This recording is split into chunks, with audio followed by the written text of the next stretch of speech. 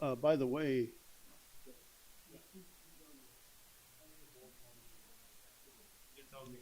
all right. How many?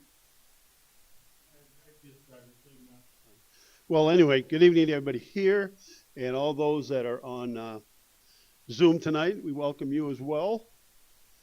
So what we'll do first, Dan or Colin, can you give treasurer's report? Well, well, um, yeah, we'll do it. Well, now we will. We'll do it after the presentation. So, okay. But we are going to do Dan.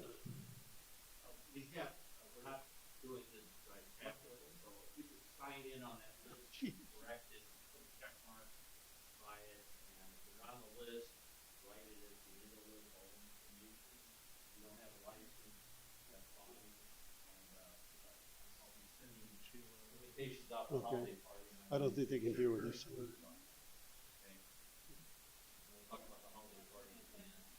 Yeah, when you do, make sure you have this. So what we want to get out of the way then is, Dan, have you made all the announcements you wanted to make? We'll do all that after the presentation. So with that, Colin, we'll get the presentation going.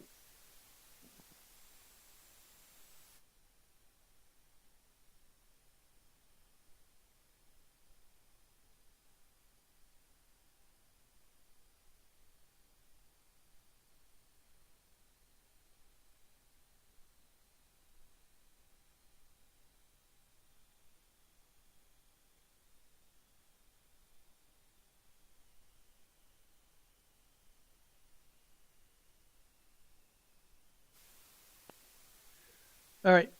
Our presenter tonight is Dave Merrill from Cascade, AF5DM.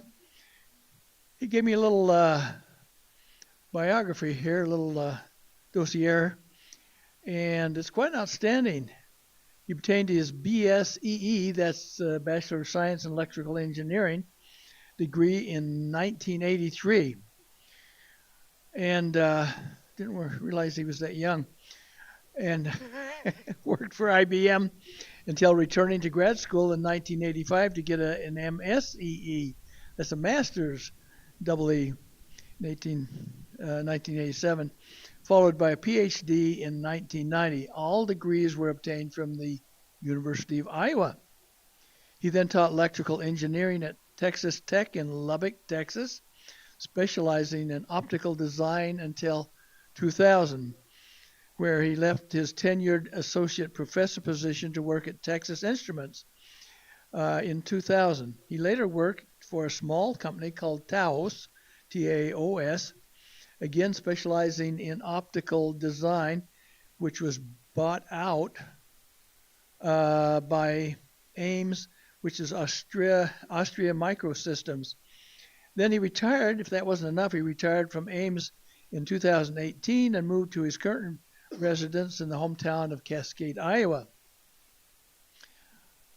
Now there's got to be some amateur radio in here somewhere. He became licensed to ham in 2007 and made single sideband contacts.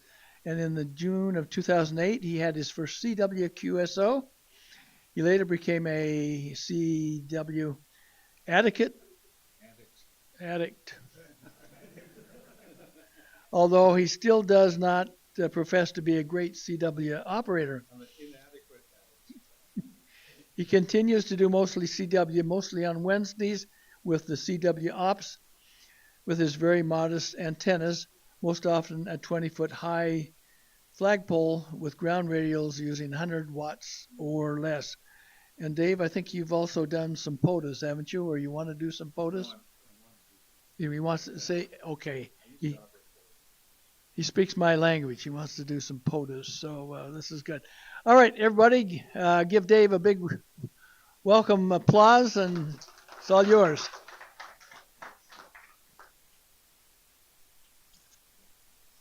Test. Is that going through? Oh, it is? Oh, okay. It's going through your yeah, I got it.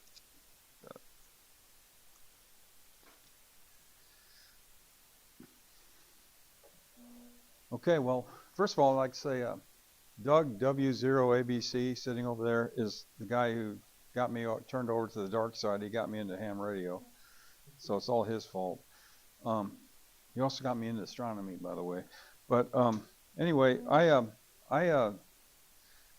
on the board of the little museum in Cascade, the Tri-County Historical Museum, and I wanted to do some displays and stuff. So I developed this telegraph display for the railroad room in the museum, because we had the narrow gauge railroad which ran between Cascade and Bellevue, and I decided, as long as I'm doing this, maybe I would, I did some interesting research on the history of telegraphy, and it was pretty interesting stuff.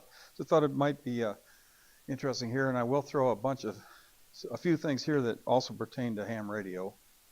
But okay, we lost our. Oh, there we go. Okay.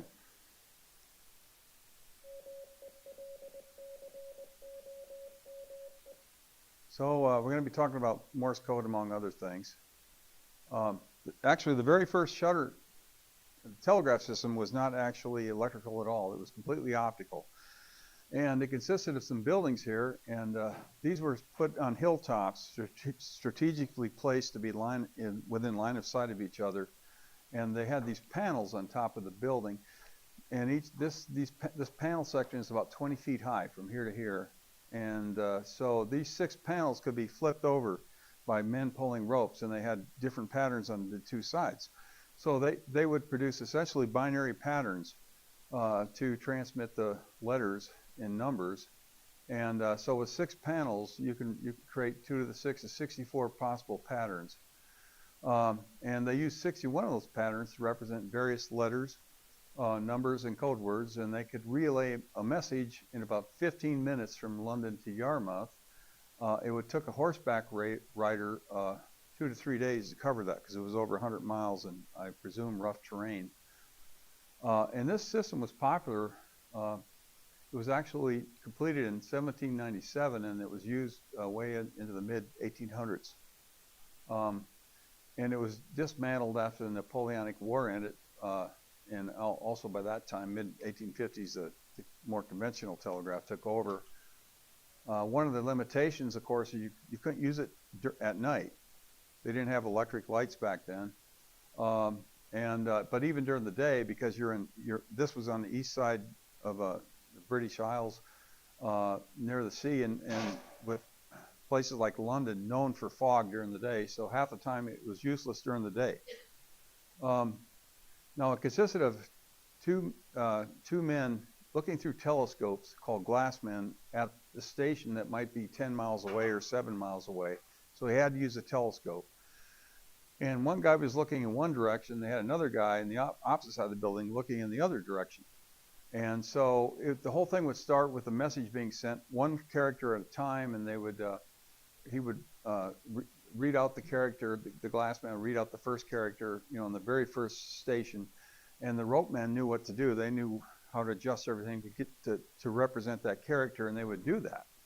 And then the next station would see the panels change, and they would copy whatever they saw, and so it would go from station to station to station, and it'd go down the chain that way. And the guy looking in the opposite direction in the first building could kind of do error checking, because he could look at the pattern that the station down the road had displayed, and he could see if they did it right. Of course, he would be looking at the inverse of the pattern, because he's seeing the back side of the panels. But this was a very successful way of doing things back then. So they had 4 men in each building, two guys operating the ropes, and 2 glassmen looking through telescopes.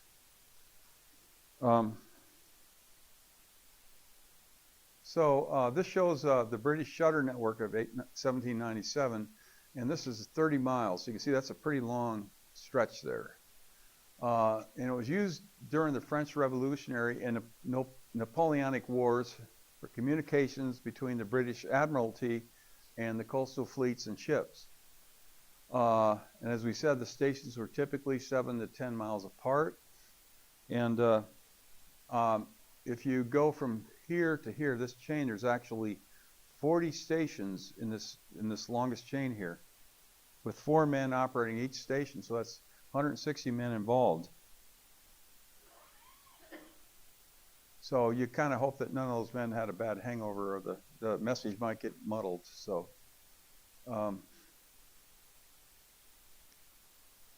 so we'll talk about Samuel Morse, born in 1791, and he developed the original Morse code, which is called the American Morse, and it didn't take long. That was supplanted by what was called the International Morse code.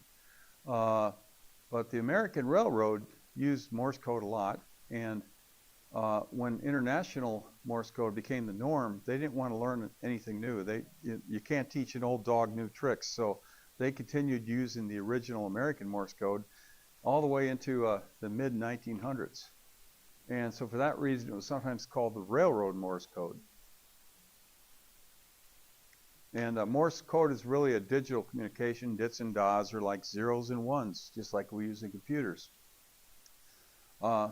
Samuel Morse had a problem raising money, trying to push telegraphy along, because people were skeptical. It was the Victorian age, and there was all this, these snake oil salesmen, and people were just dazzled by electricity and science, but a lot of people got burnt. There's a lot of skepticism, and he had a hard time getting investment.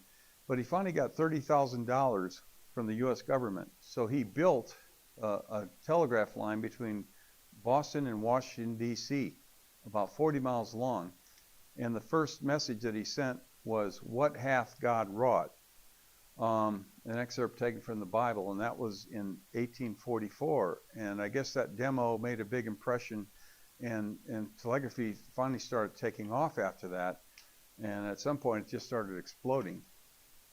And even though there were previous systems, especially a system developed by William Cook and Charles Wheatstone, where Wheatstone is the guy who developed what we know as a Wheatstone bridge today, they had a system, but it was, although it used electricity, it was very different from what Morse did. And Morse's system turned out to be much more practical. And so his advancements is he created the electromagnetic sounder. So his thing was operated with electromagnetics. And he also created the telegraph key, which is essentially a momentary contact switch.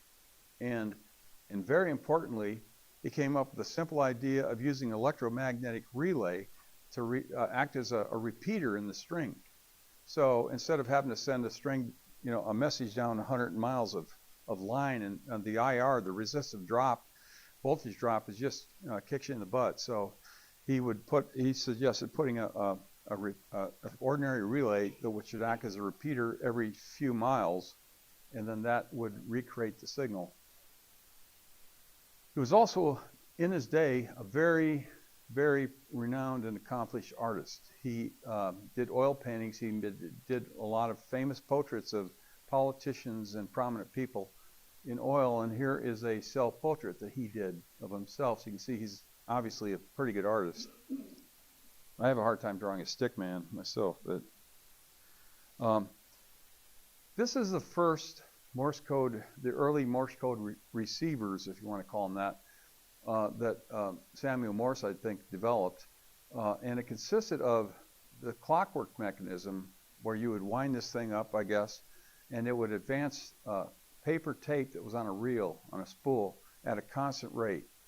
And as the message was received in dots and dashes, this electromagnet right here is a couple of coils here. They would pull down a lever, and that lever would push a stylus against that paper, and it would make a series of indentations in the paper, like dots and dashes. And then later a telegraph operator could go over there, and he could literally read the dots and dashes off the paper, and then he could transcribe them down to letters and numbers and write them down on a telegram form. But the thing is that people quickly learned that they could just by listening to this thing, they could pick up the letters just with their ears. After a while, being around this thing 24 hours a day or whatever, I mean, for day after day after day, they were able to just do it that way, and that was a lot more efficient because they could listen with their ears and they could put their eyes on the telegram form and focus their eyes on writing down the message. So it became adapted to purposely make sounders that were louder and more efficient. And that's what I just said here. But later, when they did develop a sounder, one of the modifications that they made that made it better was on the downstroke. When the electricity was activated, it would hit a stop, and on the upstroke, a spring would return it. It hit a stop, so there'd be a downstop and an upstop. And they decided to make the downstop brass and the upstop out of ivory, so it would sound different, and that made it easier for them to decode the operators to decode the signals. And like I said, he was the first one to use electromechanical relays as repeaters in the system, and they quickly were missing some parts or something because I don't know if it's all there. But one of the problems that they had with putting relays in the system back in the 1800s is they didn't have power lines. We couldn't just plug in a wall wart into, and use the wall wart to power the relay.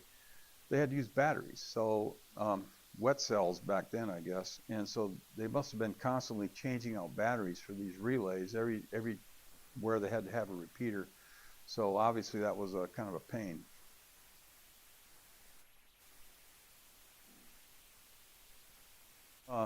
This shows the American Morse code on the left column. And the Europeans used something very similar, but they had to make some changes because the German or Austrian alphabet has not 26 letters, it has 30 letters in their alphabet because they have different pronunciations of A. The vowel sounds have different pronunciations of O and different pronunciations of U, and they call those umlauts, if I pronounce that right. Oh, okay. Okay, thank you. And then I think the letter C also had a variation. So, but the other thing is that they also changed up some of the code words a little bit, but most of them, a lot of them, they kept the same. So, this is G and this is H and I. So J is different, and so forth. But then later they adapted the International Morse code. And that kind of became the standard. Everybody started using the International Morse code, and that's the same code that we use in ham radio today. The timing in the original American Morse code, the DIT, was considered that a fundamental time unit, the DIT. The DIT was 1 time unit long. The spacing between DITs and DAs was also 1 time unit. In the original American Morse code, the DA was 2 time units long. It was twice as long as the DIT. Now, in the Continental Morse code, they made the DA 3 times as long as the DIT. And that made it easier to distinguish the DITs from the DAs. Another thing that was weird about the original American Morse code, they actually had, they used DAs that were 2 units long, but here, the letter L, they used a DA that was 4 units long, an extended L. And the O, they used a DA that was 11 time units long. So that was kind of weird.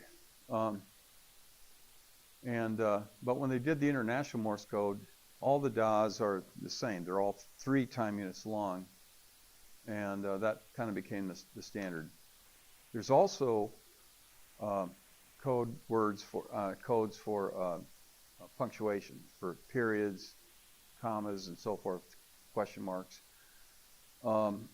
So anyway, I think we've covered this slide. I'll just go ahead and move on.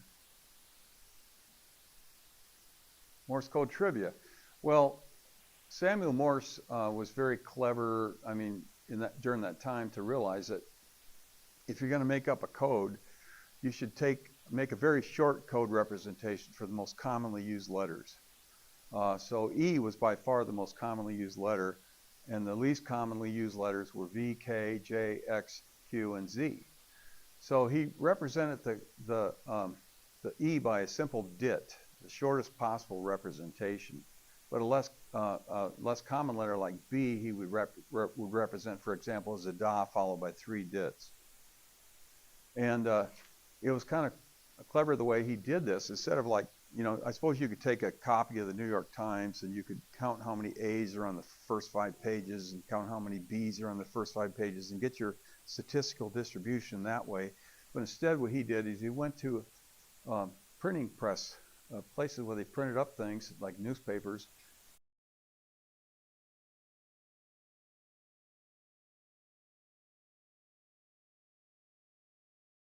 Have this many of each letter, A, B, C, D, and so forth. He simply counted how many letters do they have in those standardized trays, and that's the numbers he came up with. 12,000 E's, but only 1,200 V's, for example. So the E was about 10 times more common than the V. So, that's kind of helped him decide how to sign these things. The T was the second most common letter, so he gave that a da. So that was like the second shortest way he possibly could have represented the code with a single da. Code speed in Morse is determined by how many times you can send the word Paris in 1 minute. So Paris was kind of considered to be a standard size length word, an average size word, I should say. And so you'd send Paris and then send a space, Paris space, Paris space. And if you're sending at 10 words per minute, you'd be able to send Paris space exactly 10 times in 1 minute. So that's how they determined Morse code speed in words per minute. Another thing is, like it says right here, I guess you can read that for yourself, but I remember I think I saw this when I was a kid on TV, that they would have the North Vietnamese would have their propaganda interviews with the prisoners of wars, the POWs. And Jeremiah was a Navy commander. He flew a Navy fighter plane, and he was shot down. And he was a prisoner of war for a number of years in North Vietnam. And so anyway, he walked onto the stage for one of these interviews, and you know that they were coached on what to say by their North Vietnamese captors, and they dare not deviate from the script or they'd be severely punished. But there were some Navy intelligence people watching the interview, and they noticed when he walked on the stage, he was feigning that the studio lights are so bright and they're hurting his eyes, so he's blinking like this. He was actually blinking out in Morse code the word torture. So I think that the people probably knew they were being, they're talking under duress, but that certainly verified it. But the Vietnamese never caught on. Very first message sent across the country, transcontinental telegraph line, was sent from Sacramento, California to Abraham Lincoln in Washington, D.C. in 1861. And that project was funded by the U.S. government. Let me grab my water real quick here.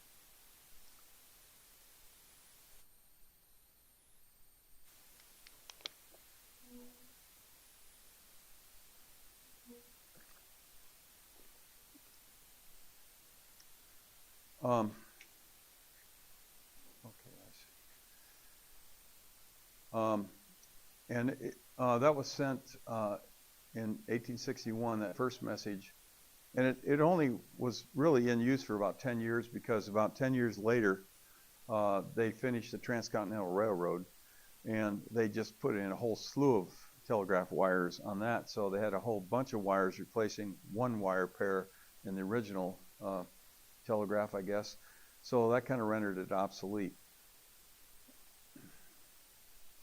Okay, I want to talk a little bit about Cascade's Museum and the Narrow Gauge Railroad.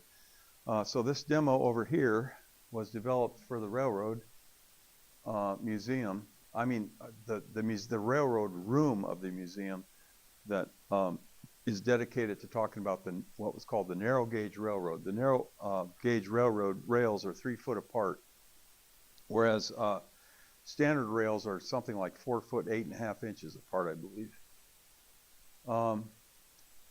But one of the natural things that putting telegraph lines along railroads is you already had a right of way. It's level, it's flat. The trees are cleared away. You just put poles in parallel to the railroad track, and you put up telegraph lines. And it was obviously very convenient for the railroads because they could use it for coordinating, scheduling, and dispatching their trains.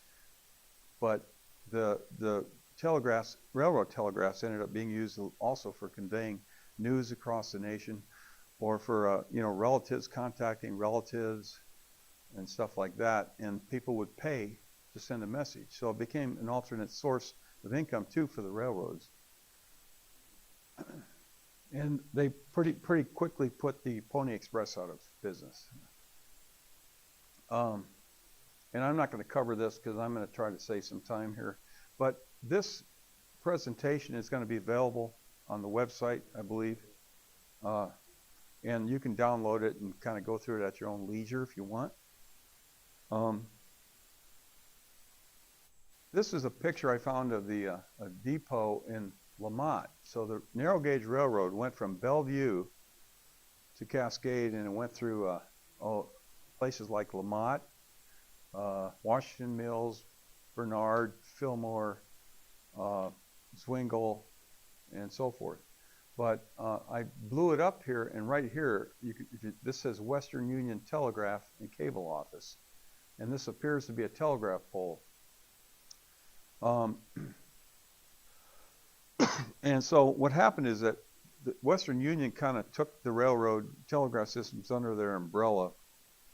And so the operators, the depot clerks would get paid by the railroad, but a lot of the depot clerks doubled as telegraph operators, and they made extra money that way because the Western Union would give them subsidies for sending telegraphs.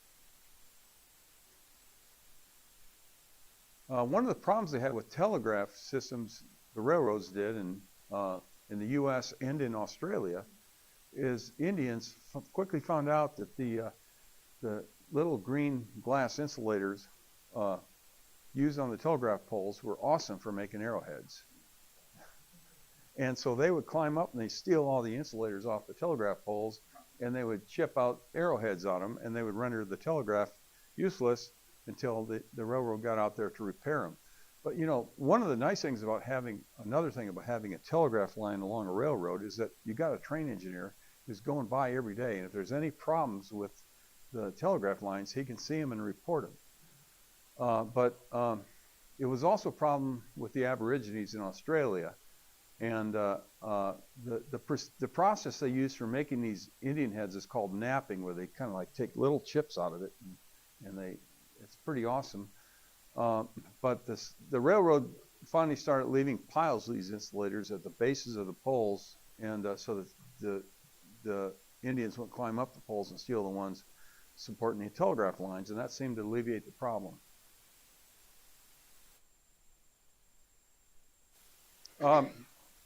This little demo here was kind of envisioned as a way of livening things up at the museum, because everything, all the relics in the museum just sit there and do nothing. So it's kind of an interactive display. And in addition, there's also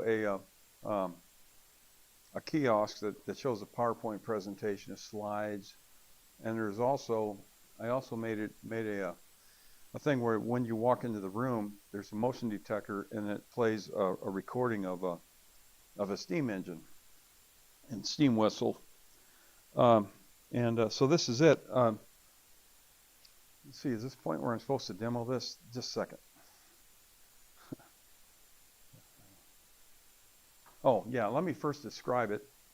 So it's over there, and so in the lower left is a J38 key, and some of you are familiar with that. I have several of them. There were so many surplus J38 keys on the market after World War II and the Korean War that you could get them really cheap. They're a pretty good key, but they're essentially a straight key like Samuel Morse uses, at least in operation. Instructions on how to use this display were printed on this piece of paper, which hides the battery pack underneath. There's a 6-volt battery pack here that powers the sounder. So the sounder is pretty cool. I got it off of eBay, but it was expensive. It was $120.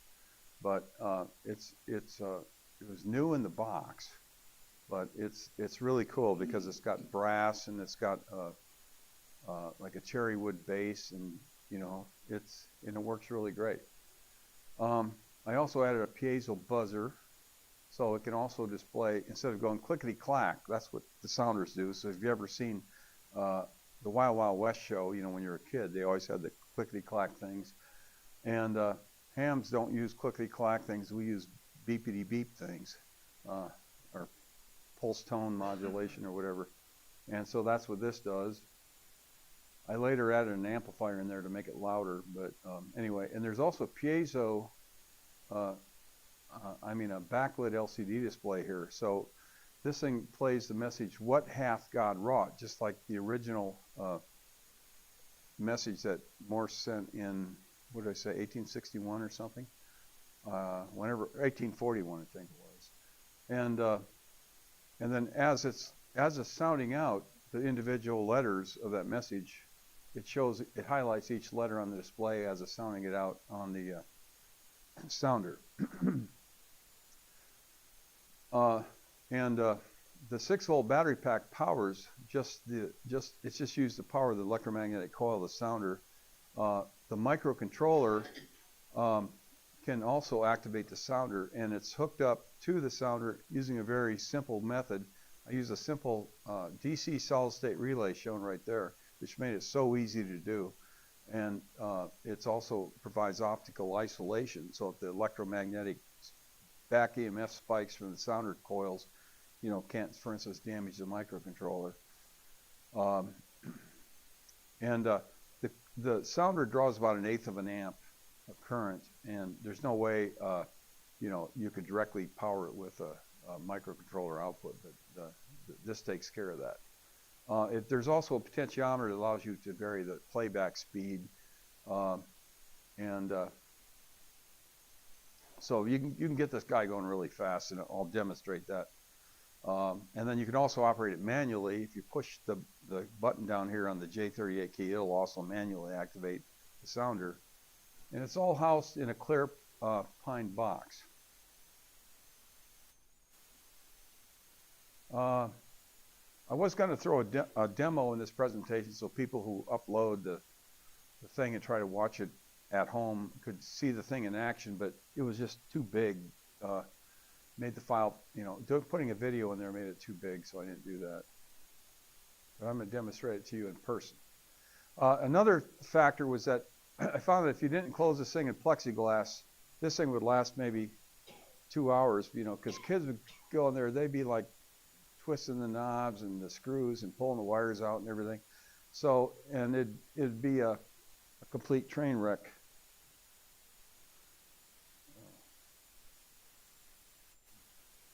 Like that one. This is the narrow gauge railroad in February of 1907, and they used to joke that the narrow gauge railroad, Bellevue Cascade Railroad, the train spent more time off the tracks than on the tracks. But this was a particularly bad crash that happened near Washington Mills, and it did a lot of damage. In one of these things, I think there was a person killed. But anyway, now another thing I mentioned is that I also added a feature where there's a detector that detects when someone walks in the room, and then it plays a sound, and it sounds like this.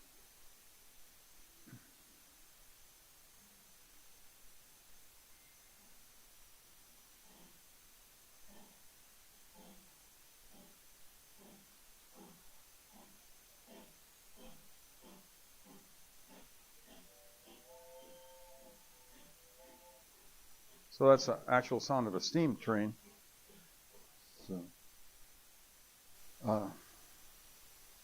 So another thing that happened, telegraph systems just started exploding after a while, and you can imagine what it was like in the big cities. I mean, even with telephones, before we had fiber optic cables, just rat's nest of wires everywhere.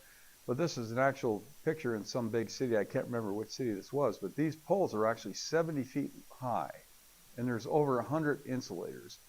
And each telegraph line requires 2 wires. You have to have a complete circuit. And but one of the things that was also a big headache is how do you route all the signals? And that's a big headache in our telephone system too. How do you talk? How does someone in Dubuque, Iowa, talk to someone in Norman, Oklahoma, or something? How do you get that signal routed? So in the big cities, they would have these big telegraph exchanges, multi-story buildings with hundreds of telegraph operators in them, and they would have telegraph wires running all over the place. But they also would often write down the telegrams, and they would shuttle bunches of telegram on paper over to another telegraph exchange. And they would sometimes do that with runners, kids on bicycles, whatever. But then later they started using pneumatic tube systems, just like the ones we used in the drive-up banks. And at first they powered those pneumatic tube systems with steam, and later they used compressed air. And sometimes they had really long runs that would go for blocks and blocks. They'd actually, have to bury them under the street. And every once in a while, the carrier would get stuck in the tube, and they would try to blast it out with a real high pressure air. And if that didn't work, they sometimes had to dig up the street and repair the problem. So one of the ways that if that happened to us these days, we would use a time domain reflectometer to figure out where the problem is, so we know where to dig. But back then they didn't have any optical or electrical time domain reflectometers, so they made an acoustical time domain reflectometer, where they basically took a gun. I presume they used a blank and not a bullet, and they shot it down one end of the tube, and they listened to how long it took for the echo to come back, and then they would know kind of roughly where to go down that line and start digging up the street.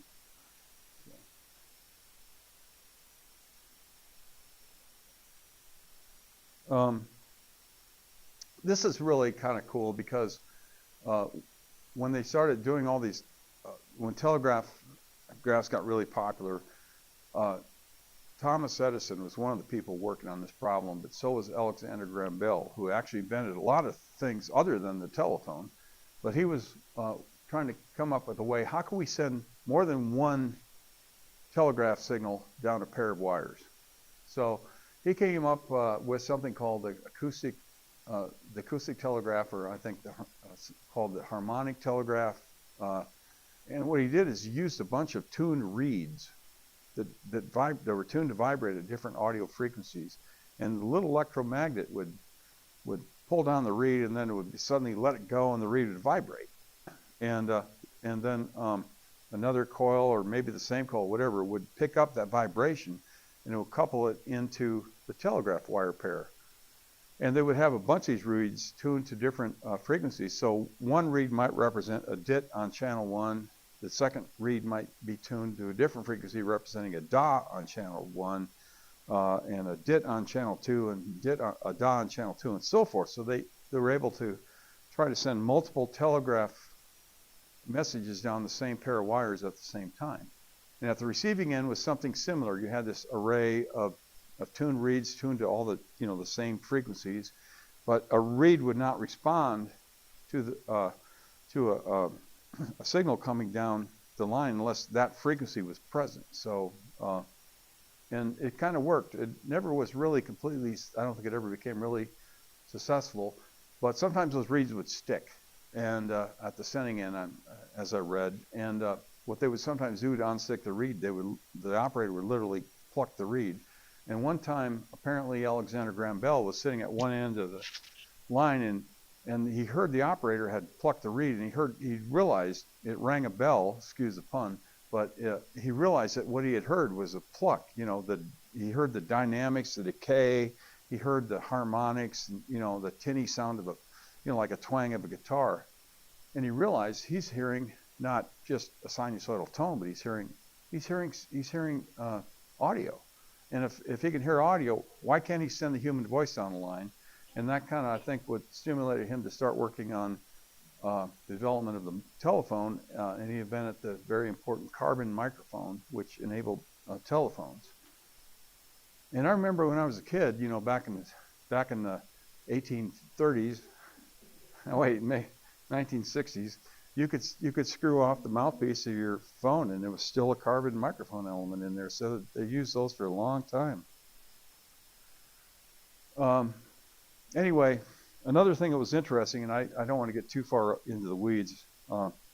This was a fascinating book, and I got a lot of this information came out of this book, but it was called The Victorian Internet, and this is by Tom Standage, and because a lot of the development of telegraphy and so forth occurred during the Victorian age, and it was a very interesting time of the Industrial Revolution, the snake oil salesman, fascination, like I said, with electricity and everything else. But a lot of the scams that we see on the internet today, a lot of the fraud happened back with the telegraph system too. Things such as people being bribed to, telegraph operators bribed to reveal secrets of companies, you know, competing companies as they sent their messages back and forth, and all kinds of stuff. And the movie The Sting actually highlighted an example of fraud that was committed via the telegraph network.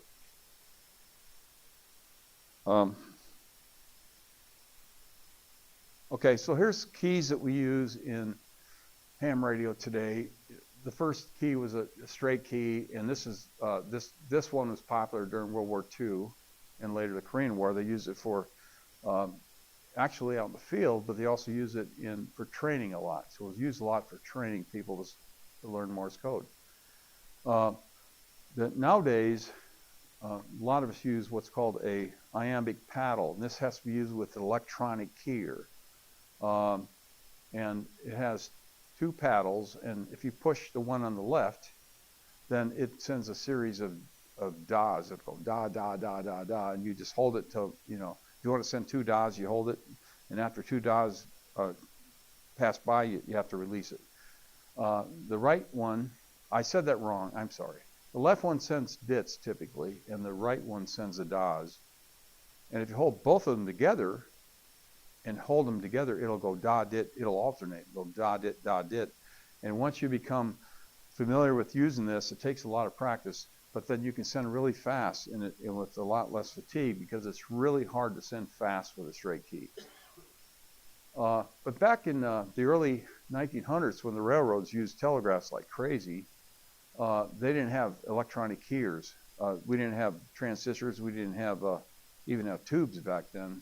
No way to make a keyer, electronic keyer. So they used something called a mechanical bug or a cootie, and some people still use these today. They're kind of difficult to use, and they're kind of interesting how they work though. There's a cantilevered arm with a weight on the end of it, and when you push the button on the right, on the left, I'm sorry, the one on the left, it kind of plucks that thing, and it vibrates back like that, forth like that, and there's a contact, and it hits contacts, and it makes a succession of dits. And you can slide the weight back and forth to adjust how fast it sends the dits. And then if you want to do a die, you simply push the left one, and that's completely manual. It just makes the circuit sending dot as long as you hold the panel in. But nowadays, a lot of CW operators use computers. I mean, the really fast contesters, they don't want to have to be sending CQ a million times when they're, you know, so they just program it into a computer, and they send that way. And then a lot of times, if they want to send something that's out of the ordinary, they just enter the message on a keyboard.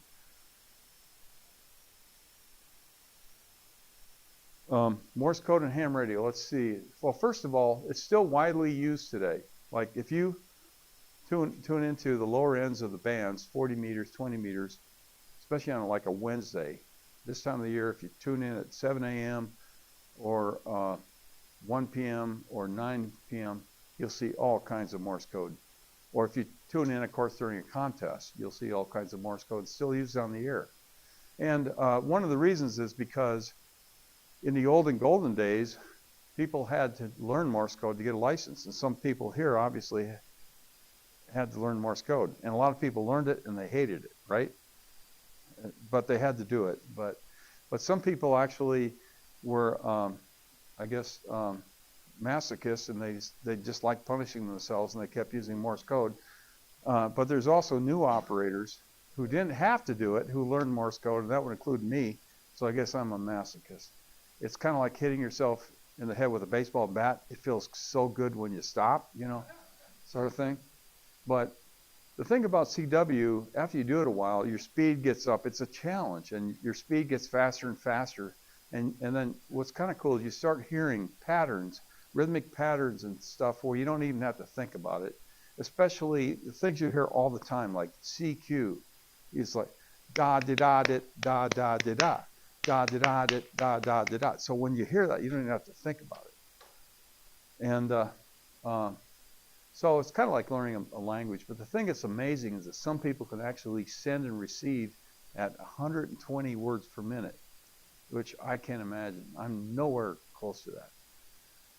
But another reason CW was popular in the older days, because in the old days you couldn't just go down to a ham radio outlet and buy a transceiver. Well, first of all, back then you generally bought a transmitter. You had a transmitter and a separate receiver, but you usually built it yourself at home. And but a CW, a Morse code CW radio is much easier to build and cheaper to build than a single sideband or an AM radio. So that's another reason it was popular back then. Okay, so here's Morse code at 30 or 60 words per minute. And so I can't imagine. I found this online, and the fastest it would go is 60 words per minute. But I'm sending, at 30 words per minute, we're going to send Paris, Paris, Paris, what hath God wrought? And it sounds like this.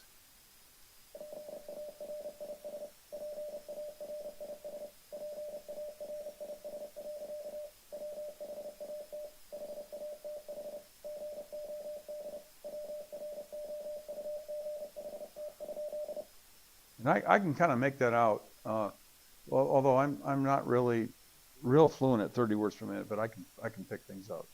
But the next one is going to be 60 words per minute. I can't make nothing of this.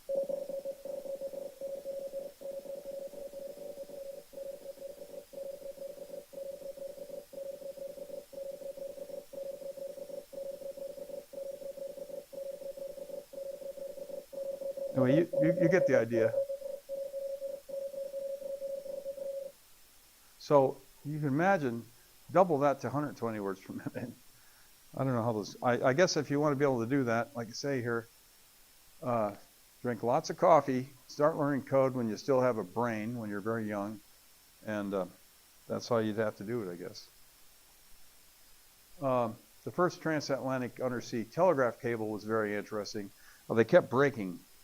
They tried many times to lay a cable across the Atlantic, and the cable kept breaking. They finally got one laid in 1858. They had two ships with big spools at the ends, and they started in the middle of the Atlantic Ocean, one sailing towards Great Britain, one sailing toward the U.S., and they finally got one laid that didn't break. But the very first message was sent by Queen Victoria to President James Buchanan. It was 99 words, but it took 16 and a half hours to send 99 words. 1/10 of a word per minute. And but that was even fast. That was still faster than the 3 weeks or so it took to sail across the ocean. 2 months. Take up to 2 months. But the reason it was so slow is because they had a problem called frequency dispersion in the cable, and so as we know, every electrical signal that varies in time can be represented as a bunch of frequency components using Fourier analysis or something.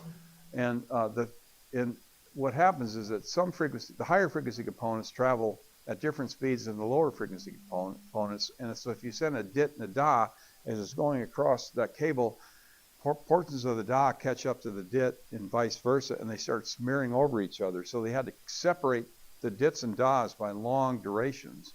So that wouldn't happen. That's why it was so slow. But when that happened, Lord Kelvin and Oliver Heaviside jumped on that problem. They worked on it for decades. And Kelvin correctly, he said, we need to use a larger diameter cable. He was correct. But Heaviside did a rigorous mathematical analysis of it using Maxwell's equations, and he came up with this big treatise and something called the Heaviside condition. And he showed in 1876 by redesigning the cable in a certain way, they could virtually eliminate dispersion altogether, and they're able to send messages much, much, much faster down the cable. And also the mechanics of the cable improved, so it wouldn't be breaking all the time when they laid it. And they had to keep the water out of it. You know, imagine corrosive. Pretty successful at that, and they started laying all kinds of cables across the Atlantic. The very first Trans-Pacific cable was laid in 1902.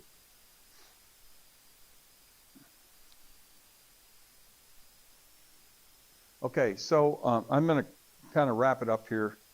But there's an appendix in that where I threw some stuff where you can explore stuff in more detail if you want. I'll take you through a quick run through the appendix, but I'm not going to dwell on anything in there. There's a demo block diagram of this guy over here, Arduino software flow chart, and so forth. And I'm not going to drag you through the flow chart because it's guaranteed to induce mass episodes of nausea and projectile vomiting. You know, when you have to go through someone else's code, it's like, forget it, you know. So this talks a little bit about telegraph networks. Actually, I did talk about some of this stuff, I think. And it talks, this is the abstract for the talk. Demo block diagram. This is the nifty little $10 solid state relay I use. These are pretty useful. This is the flow chart. And with that, I'll open it up for questions. So, is there any questions? You know, I've been around a long time. I've never heard of it. You got tapes. Oh, well, thank you very much. Yeah. Appreciate that. Yeah. What? Well, I think in the past we've put these. Oh, okay. Okay. I sent you an earlier one. It's not quite. This one has a few things at it, but that'll be sufficient. Yeah. Yeah. What kind of speed did they reach on the railroad telegraph? I think they clipped along pretty well. I couldn't tell you a number, but I know they went really fast. You know. They're limited by the mechanics of the sounder. Well, you'd be surprised. You know, I never actually demonstrated the sounder. I forgot to do that. I can't believe I. Okay, so this thing can be operated manually with the J38 key, or there's an automated thing. I just push the button here, the LCD display, and it'll start playing. Takes a while because it's sending what hath God wrought, and it displays each character as it's being sounded out. Now, if you turn it up, it really goes to town. And then it's going to beep it out. It's sending out what hath God wrought. And the third time through, it sends beeps at end, it clickety clacks it.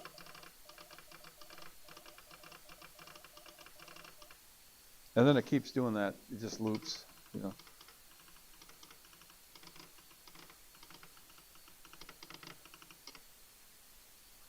So that's it. And you know, you can come up and look at it if you want. And there's instructions here if you want to operate it yourself.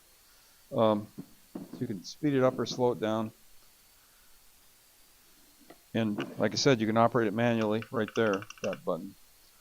But I guess the idea was just to get something more interactive in engaging in the museum.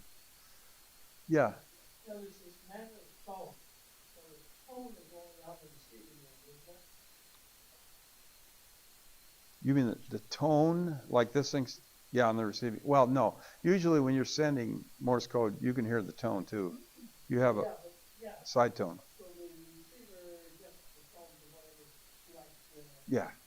Well, he can adjust the tone by just tuning off frequency, because if he tunes, yeah.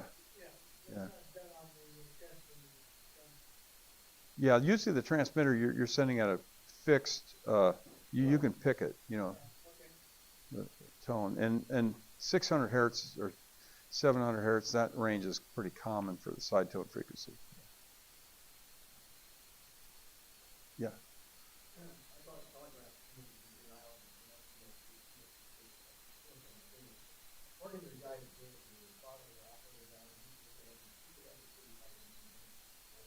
Yeah.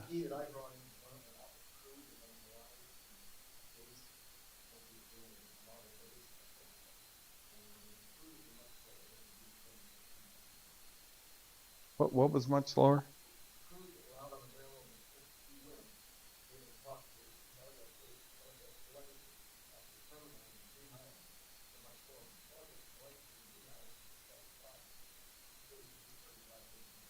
Yeah, yeah.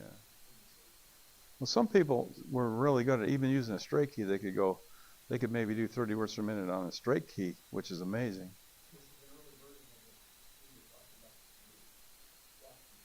The bug, yeah, yeah. Some people are really good on those things. They sound just like they're using a keyer. But to me, it's really. I've never actually had a chance to use one of those. I don't know if I want to bother learning. So. Oh, you have one? Oh, wow. Wow. Did you ever manage to use it much, or you did? Take some practice, I guess. Yeah. So, okay. Yeah. Well, good for you.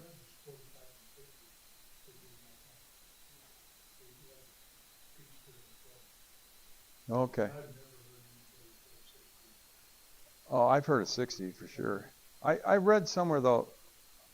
I read this 120 thing, and to be honest with you, I was a little bit skeptical about whether that was true or not.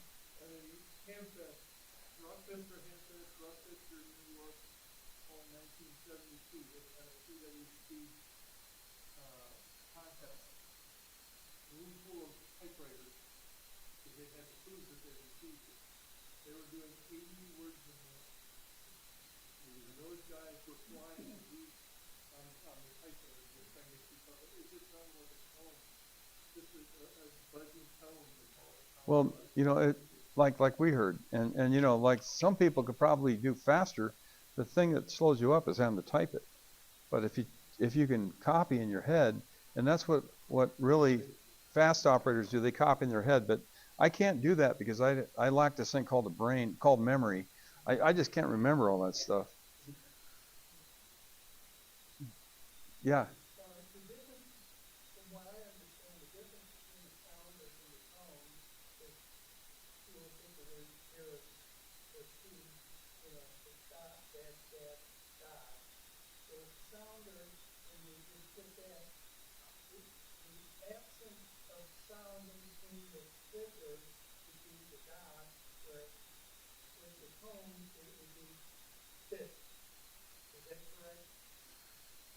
Well, I'm not sure, Ben.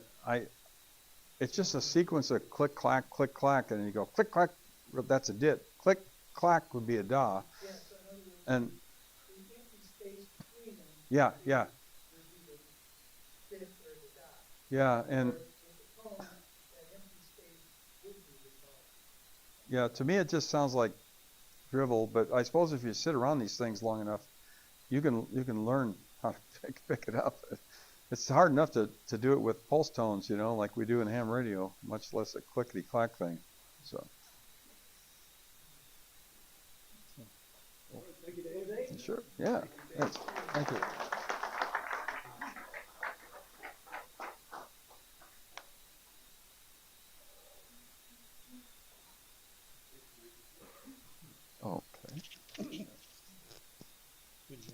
Thank you. All right then. Hey, don't nobody go anywhere. We got a few more things to do here. Um, we're going to do elections now.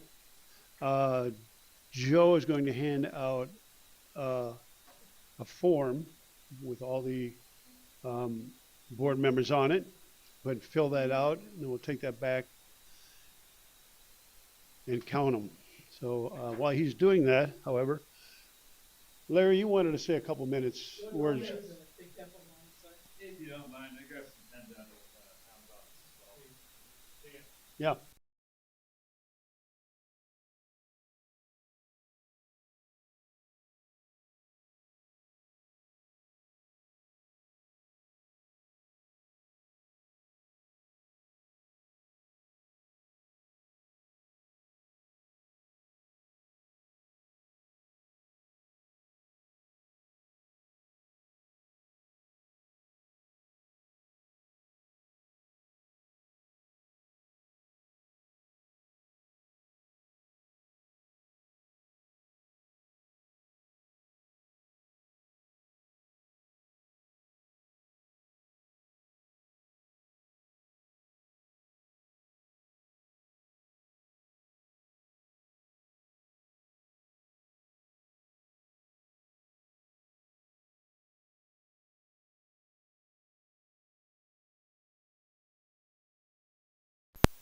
And I kind of learned that in hindsight. So, and Ralph kind of pointed that out to me. But you know what they say about hindsight is 2020. Okay, so thank you very much. Thank you, Larry. Oops.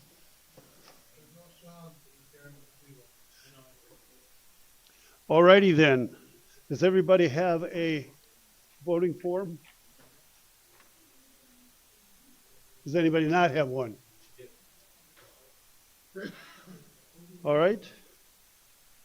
We'll go ahead and fill those out.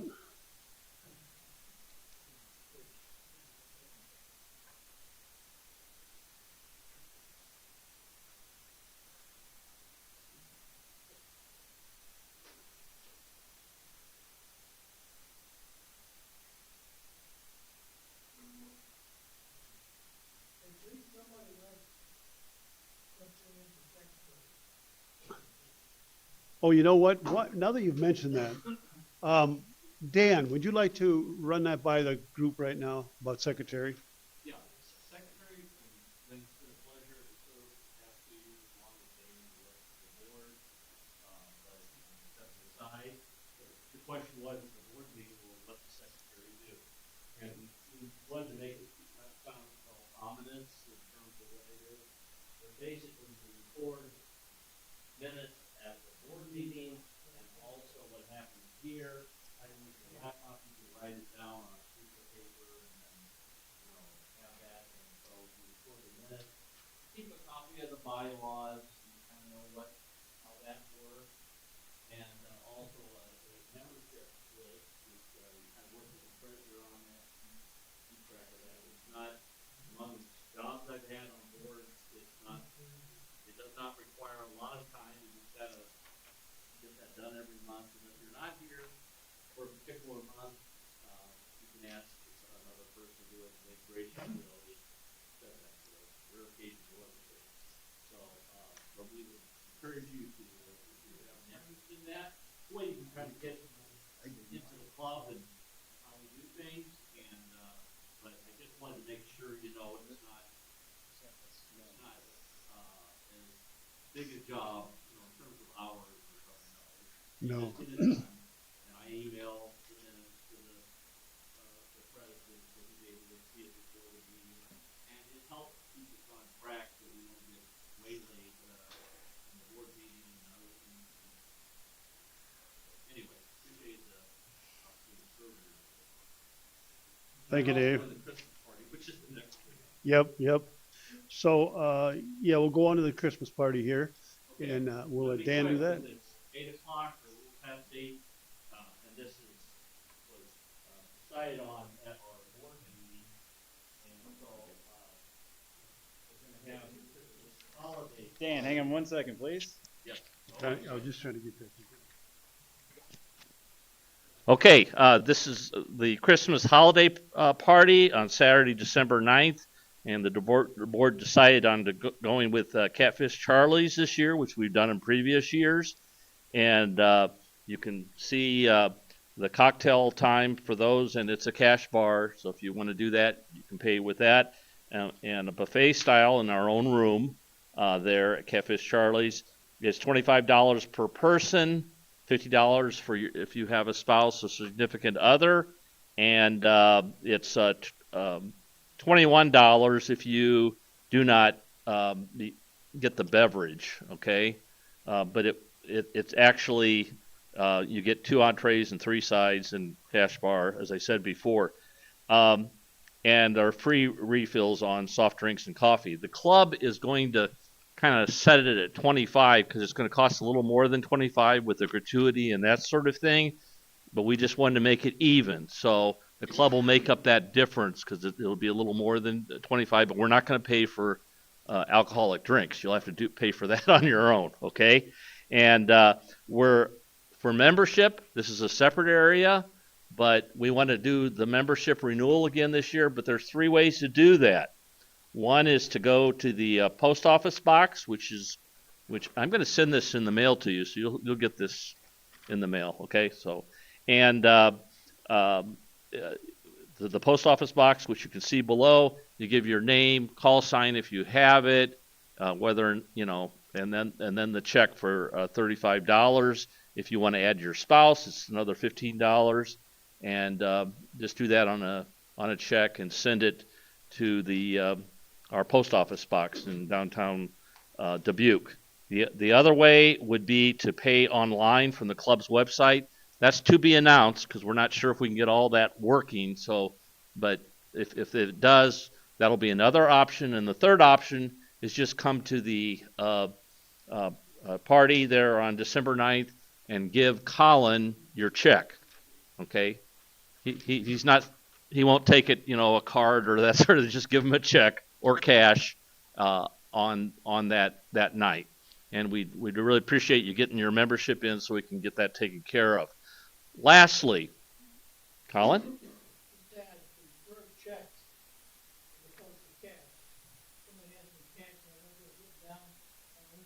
Yeah, we'll have other officers with you to keep you on that, but yeah, be preferable to do a check.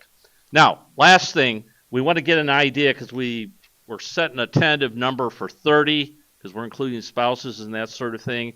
So if you think you'll be able to attend the party on December 9th, raise one hand. If you're bringing a spouse or significant other, raise a second hand. And Robert, if you could help give me a head count, what you see. So, okay. Keep your hands up, yeah. Yeah, that's kind of appropriate with these gunshot things sitting on the table.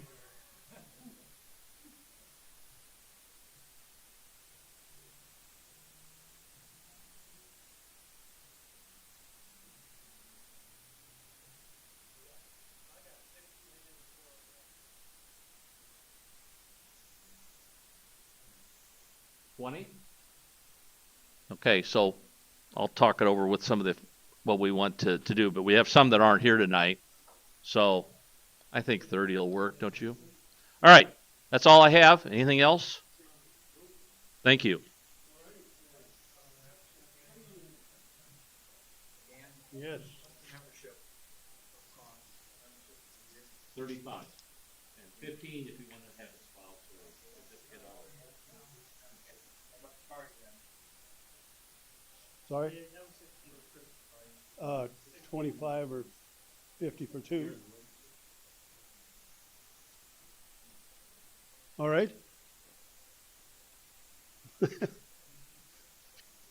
Richard, what you got going on there? Okay, now listen, just stick around and we'll find out what the results here is of the voting, if you don't mind. And I guess with that, does anybody have any questions? Colin? Yeah, I think when we leave, we need a couple of chairs. Yes. Oh, on the tables? They were not on the table. No, they were not on the table. But I would suggest though, to move back anything, like I moved these over, I'm gonna move these back here, make sure the table's organized. Any other questions? No? All right.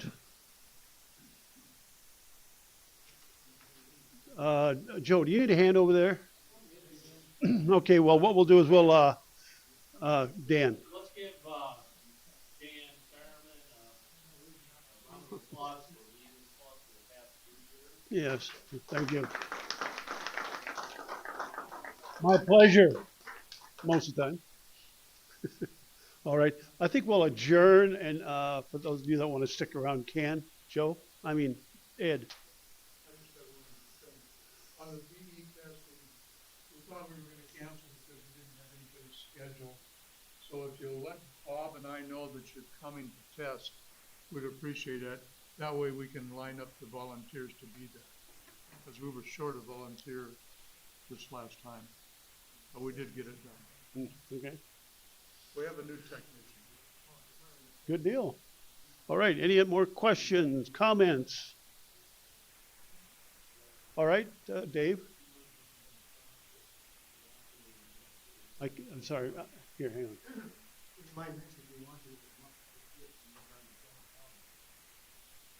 Well, you want to do that yourself, you're more familiar with it. I was in contact with some people from Jones County, and they're in a position they're not going to very soon be able to activate the repeater again. They've lost the total use of the site at Highway 1. I'm not going to get into the reasons why. I know why, but basically they will never be able to be there. So I asked the club if they would be interested. Maybe they should contact them and suggest that they might put a crossband radio at their transmitter site at Amber, Iowa.